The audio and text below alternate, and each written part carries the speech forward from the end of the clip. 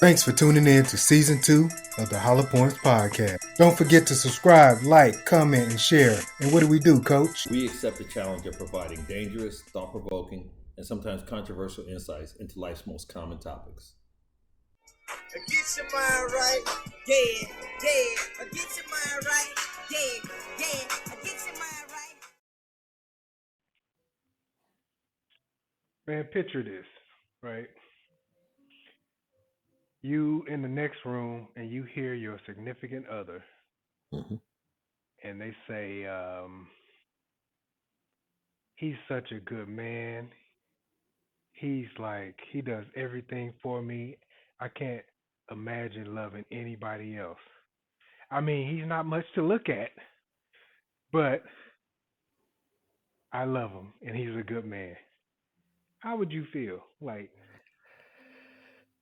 I think that you have to feel a certain kind of way as far as at least disappointed that that had to be said.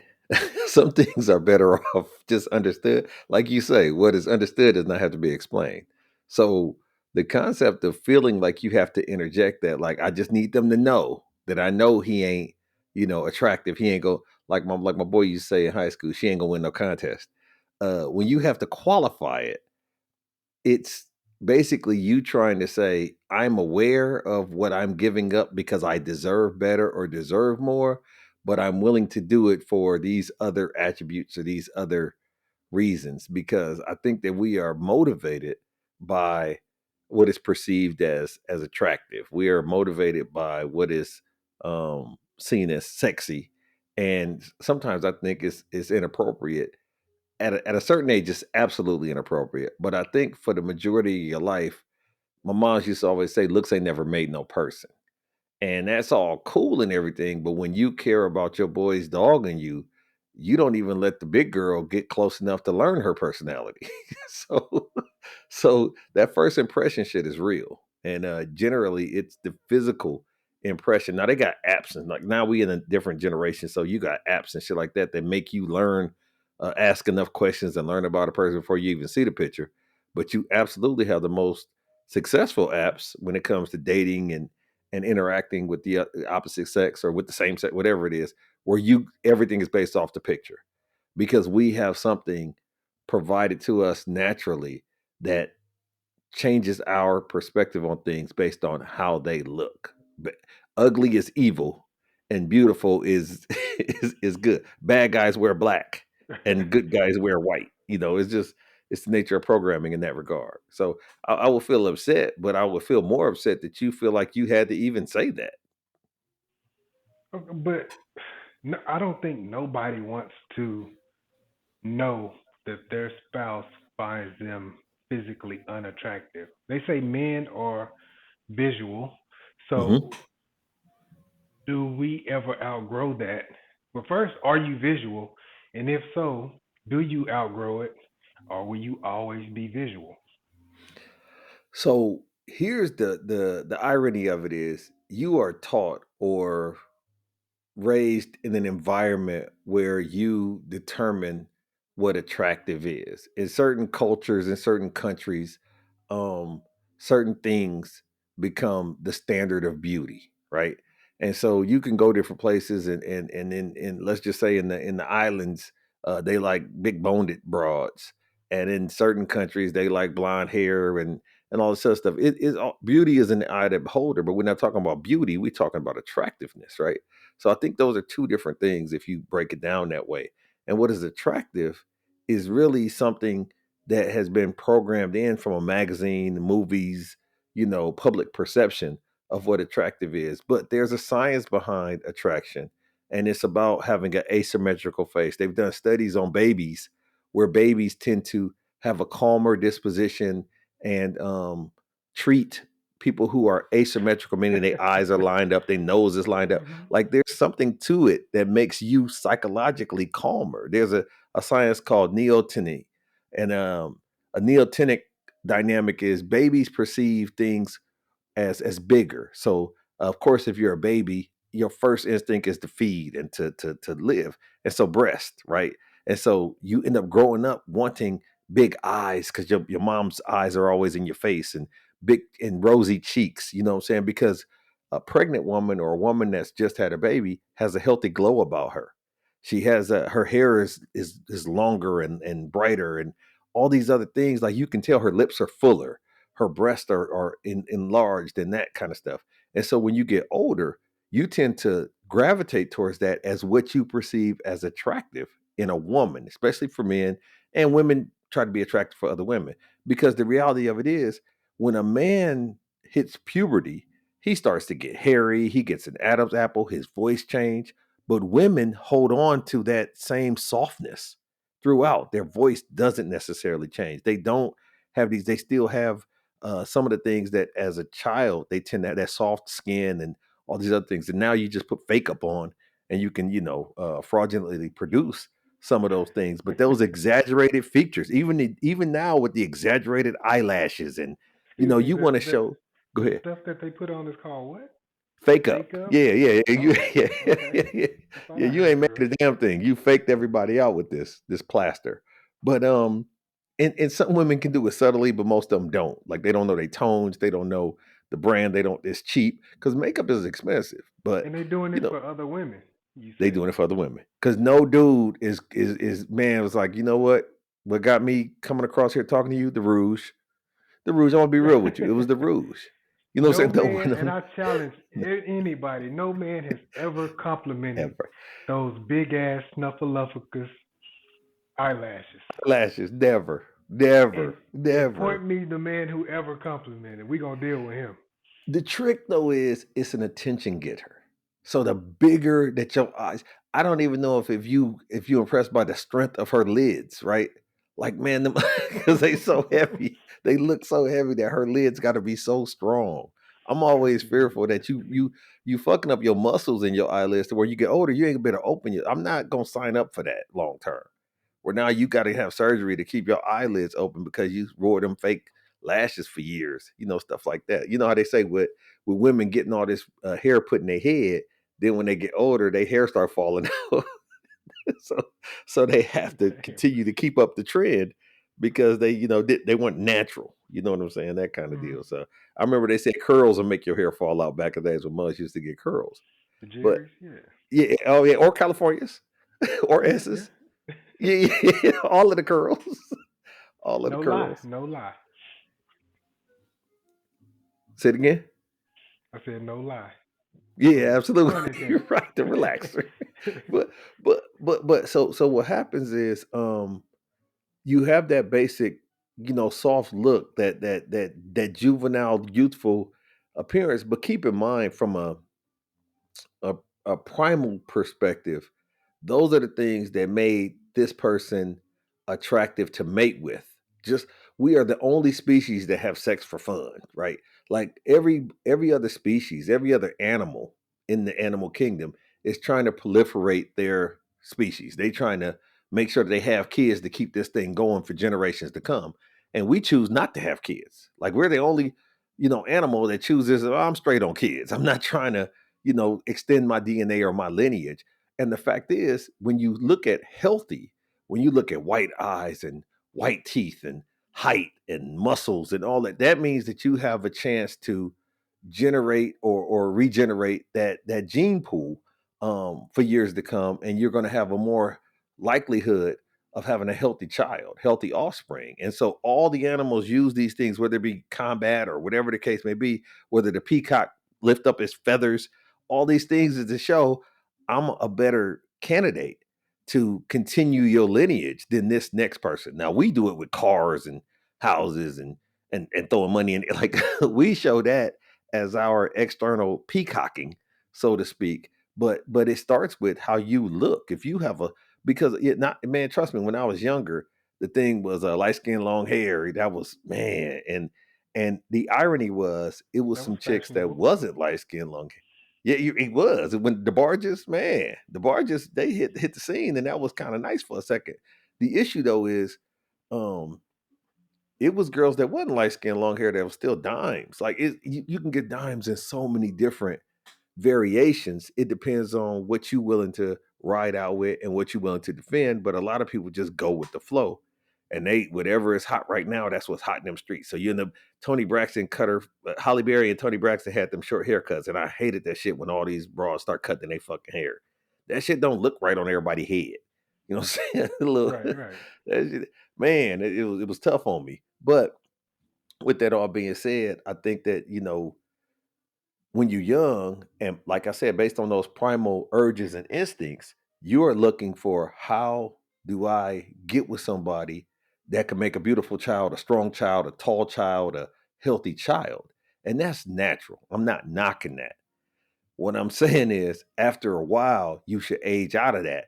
And you want to have somebody that has a balance of, because every dude is going to tell you, I want somebody that's beautiful and in shape and, nice ass, nice this, nice that, that also can add and subtract, what I'm saying, cook, clean. Like you start wanting other things. Keep in mind, that doesn't mean that if you're unattractive physically, that you absolutely automatically have those other attributes. Because I know chicks that's ugly and can't cook and are dirty. You know what I'm saying? Don't think that just because here's the situation. Dudes start settling at some point for just holes. HOLES. You know what I'm saying? I'm glad you They cleared would that take up. anybody if you had the right holes or enough holes. They was like, okay, I'm just gonna get it in. I remember telling I coached kids at one point, and I told them, listen, the best advice I can give y'all as ninth grade, 10th grade boys is don't ever just mess around with the ugly chick thinking nobody ever find out about it, because that's the one that'll get pregnant. And they were stunned. But that was the truest thing. It was the truest game I could have ever gave them, because that had happened at least 3 times to my boys and my cousin. My cousin got a baby by the chick that had the mustache. You know what I'm saying? Did she keep you Thinking that it lined was up just though? man. So that's what So, it is. so were you teaching these boys the right thing though? What age did you Yes. stop looking Yes. at looks only? Because those could have been some good fat girls. I'm sorry, Here's the whatever they call situation. It starts with look. Now we've had this conversation on previous pods where women will say other women cute in the face. Dudes usually don't come at dudes like that. They don't be like, well, she cute in the face, because then that's just leading me to believe she's cute nowhere else, them. right? Ugly in the body, But right? women try to qualify different areas, you know what I'm saying, of where attractiveness lies. Dudes ain't really on that too tough.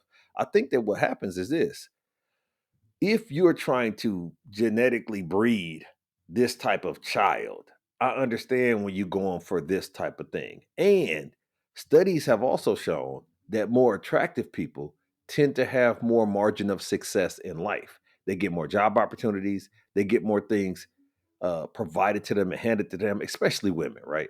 Especially women. Women are going to get better deals or better whatever, because just like ladies' night type shit, right?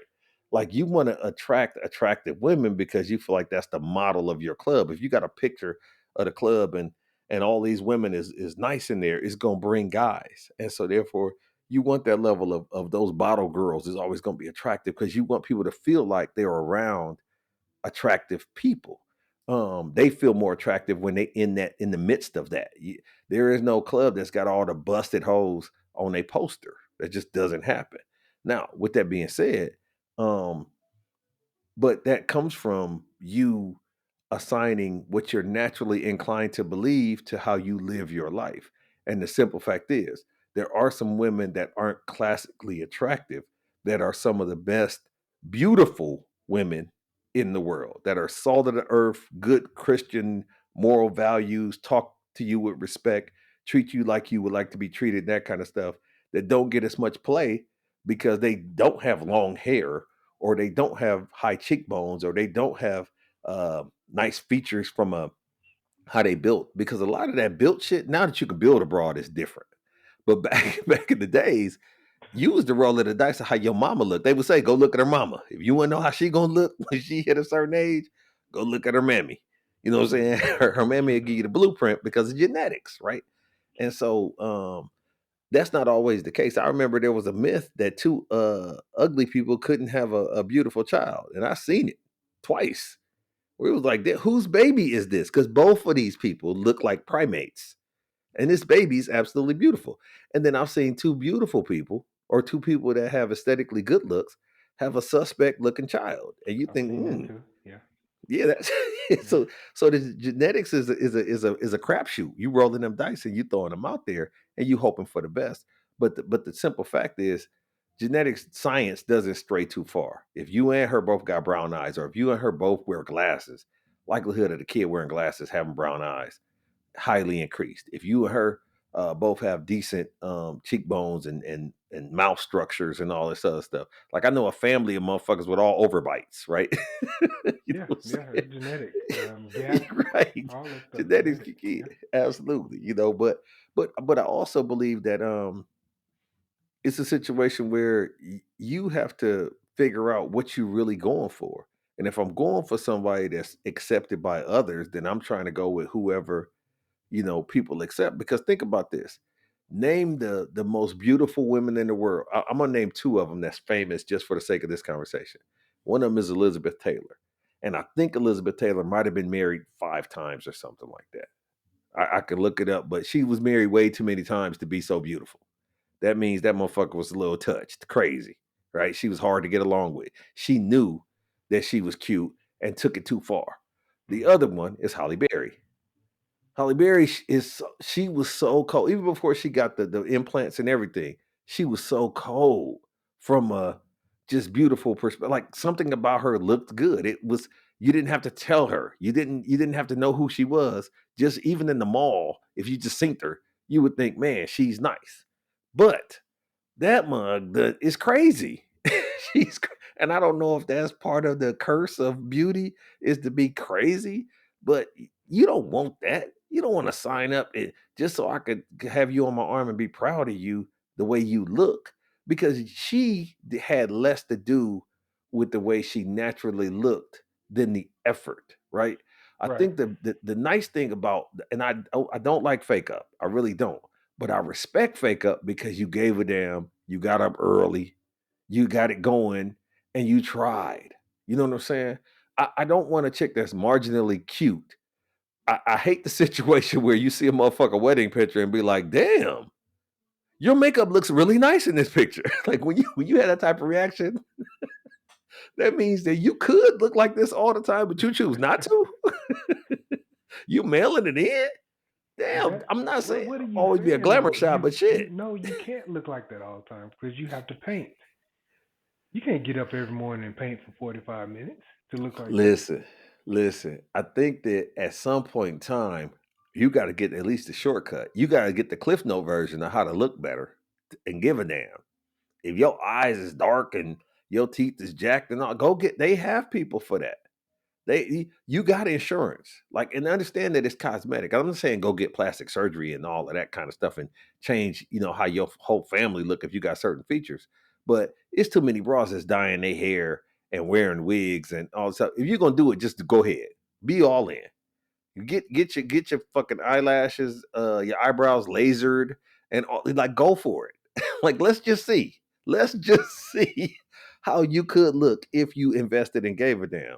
But to come out, you know what I'm saying, and always look like you in transition, you always got on a bonnet. You always like on your way. I need to see the finished product at some point in time. Now, if you can't keep it up, just be honest about that. I don't always look like this. You know what I'm saying? Or show me some pictures or whatever the case may be. But I think that first impression shit is big, but I think it's such a letdown. The good thing about men and the lack of now niggas is wearing makeup and they wearing fake hair and all this. That's a whole nother hustle. But generally, with a guy, you know what you're getting when you get with that guy. He not getting home and coming out of his shoes and he 2 inches shorter. He not getting home and pulling off his jacket and taking the muscles off his waist. Like that's not how that works. Women, I'm gonna get you sucker your ass in a second and come home and and deconform to all of this, stuff that they never really had. The shoes come off and she's super short because she had on 5 inch heels. So you as a dude got to be peeping all this when you meet her. I'm big on hands. Like you gotta, I'm not talking about rings. I'm talking about look at how wrinkly her fucking hands is because women ain't thinking to make up their hands. So you could have a chick that look all of You big 26 on years old, and hands. then when she put her hand out to greet you, you're like, those are 37-year-old hands. So you either had a hard life in the mines of West Virginia, or your ass is older in the body, and then and then the birth certificate, then your face is telling me. I had a You know what I'm girl to saying? say she got mad at me because I asked were Mhm. her eyes real. She was Okay.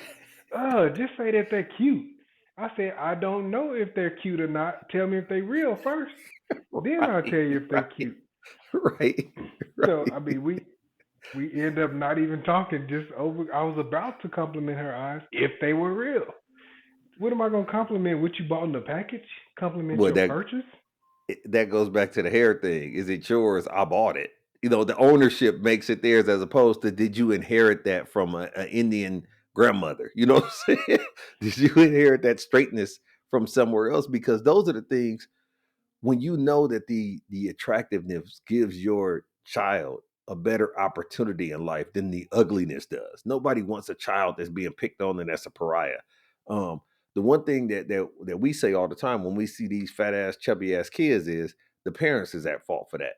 You don't have to, even though you big boned it and you big or whatever, you helping the kid get that big.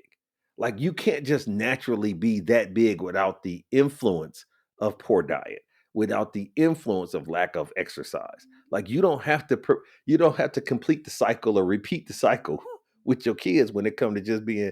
And because we done seen where the daddy is big, the mama is big. We assume they the mama, the daddy, and then the child is like 8, and the child is big, and it's like, come on, y'all might not give a damn about yourself, but the baby, like, don't do this to the Let the baby. baby go play. Yeah. Please save the baby, right? You gotta put the baby on restrictions and let the baby get out there and run around a little bit.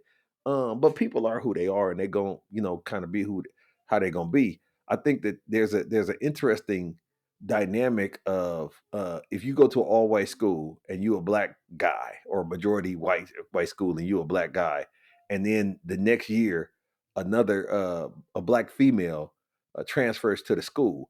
It doesn't matter what she looks like. All the kids think y'all should go together, right? Because y'all belong. Yeah. Y'all are set. Exactly, exactly. You got a magic set. Same thing with big people. Same thing with athletes. I remember being in high school, man, one time, and there's a young lady at the school. She got records in track at our school. She played basketball. She was tall enough. She was probably 5'9", 5'10", super athletic, and she was smart. Her brother actually played starting point guard on 3 Final Four teams. He's a lawyer, and he's actually the president of the NCAA selection committee to this day. Like, super smart dude and super athletic. The moral of the story is, I had a white teacher that told me, you know who you should date? And he told me I should date her. And I think he was trying to breed us. Now, what he didn't know, and I never explained to him, she was my cousin. But his Oh, mindset very cool. was, Okay. yeah, I know, I like that. So his mindset though was that in his mind, she was the female version of me, as far as multi-sport athlete, smart, tall, and all that. Like, to him, we was like puppies. You know what I'm saying? White dude. We didn't have any. We only had one black teacher in the whole school, but in my high school. And Hmm. but the point of it was, that's his mindset of, man, y'all could genetically have a fill in the blank type of kid. You know what I'm saying? And then, And yeah. unfortunately, yeah, that is unfortunately, that slave type of livestock mentality still exists when it comes to how they see certain things, because genius is not inherited. There's no A man that's a genius doesn't marry a woman that's a genius and all their children are geniuses from a test perspective. That's not how genius works.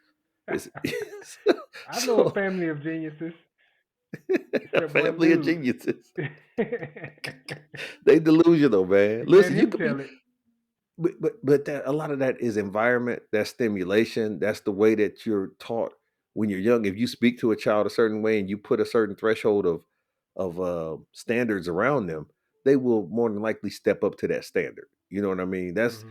That's just how that works. But when we talk about genius, where these kids is reading that too and all that kind of stuff, there is no documented history of that being the case. There is a documented history of attractive people having attractive children and then continuing the lineage of attractiveness, because those type of biological markers are totally different. Those you can't really go too far from. We just had a conversation yesterday, myself and my brother-in-law was talking about, I feel sorry for white people.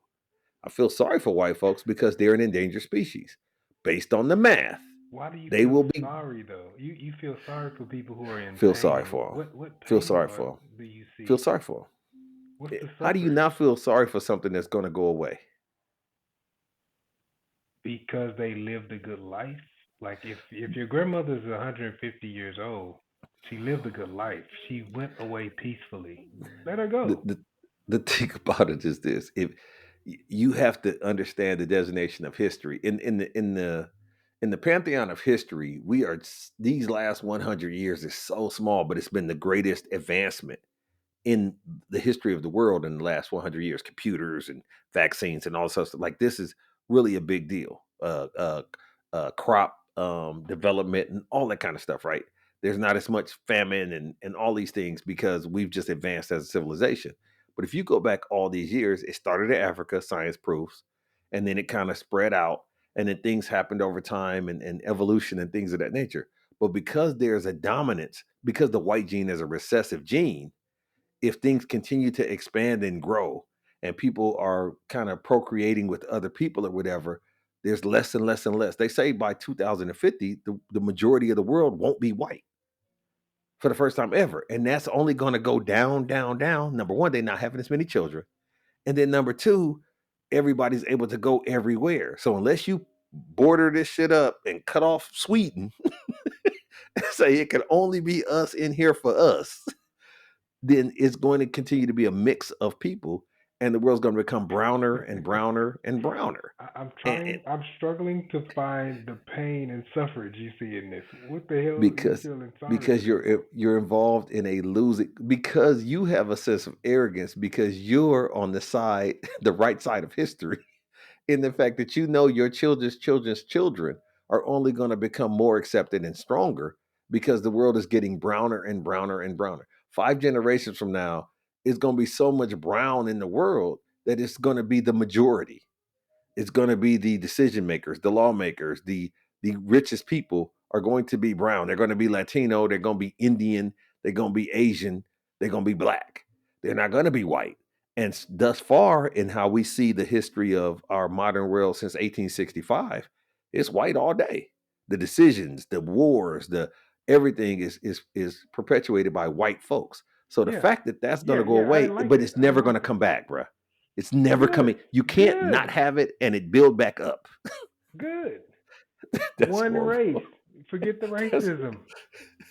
that's the problem is we'll still have classism. We'll still have, like, just like we was talking about with the with the judgment of ugly people, right? The judgment of the uglies. Even when you have children, and this is so funny because it's not necessarily taught. It's the ugly duckling syndrome, where you could have children, and even though they don't see color, like a white kid will play with a black kid with because they just see somebody they size, right? Children still can recognize ugly. They can recognize unattractive. So so when you So who get, you feel it's sorry been for, the times ugly where people or the white huh? people? Say it again. Who you feel sorry for, the ugly people or the white people? I feel sorrier for the white people, because ugly people, let me explain. This concludes another episode of the Hollow Points Podcast, where we act as your therapeutic outlet on topics many think about but are afraid to speak on. I get your mind right, yeah. I get your mind right, yeah. Oh, you're welcome.